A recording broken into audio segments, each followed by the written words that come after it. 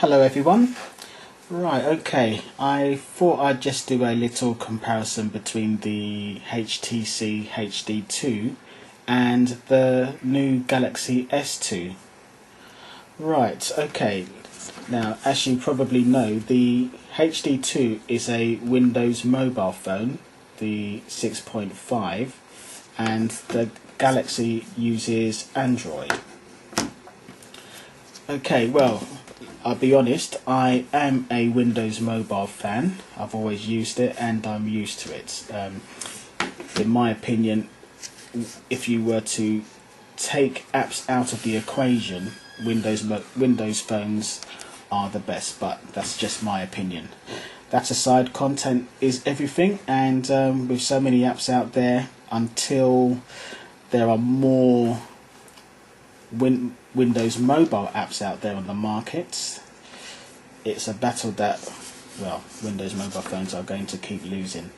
Right, that aside, if we're talking about the handsets, I've had the HD2 for some time. I'm slightly reluctant to let it go, but I'm going to be selling it on my eBay store soon. I like the feel of it. People tend to say it's a heavy handset when compared to others, but I like that reassuring feel. You get a good sense of quality. The Galaxy S2 is, in a sense, the exact opposite. It's very light and very thin. I'm sure I would get used to it, and there would definitely be benefits in terms of carrying it around. So yeah, it's a selling point, and I can see the merits. For most people, they would like it because most handsets do tend to be light. Okay, in terms of connectivity, at the bottom, that's where you find the micro USB port, as well as the jack for your headset. On the Samsung S2, the micro USB port is at the bottom, and the speaker jack is at the top. The volume control for both handsets is on the left hand side, and the power button on the HD2 it's down at the bottom here, and on the Galaxy is on the right hand side.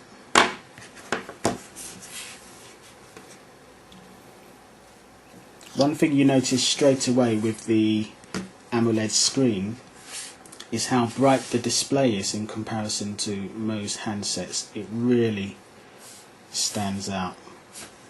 Very sharp image, I like it. Another difference between the two models is that the Samsung has a front-facing camera, which is a 2 megapixels, and the rear-facing camera is a 8 megapixel camera. Both of them have a flash. The HD2 doesn't have a front-facing camera, but it does have a 5 megapixel rear-facing camera.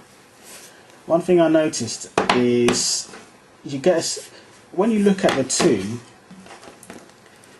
I think visual impressions, the Galaxy looks expensive. It has a nice quality look to it, but in terms of feel, I still think the HD2 just has that nice solid feel that I really like. A good example of that is the back cover. On the HD2, it's a metal, it's a metal cover, and that adds to that sense of quality, whereas on the Galaxy it's a very thin plastic cover.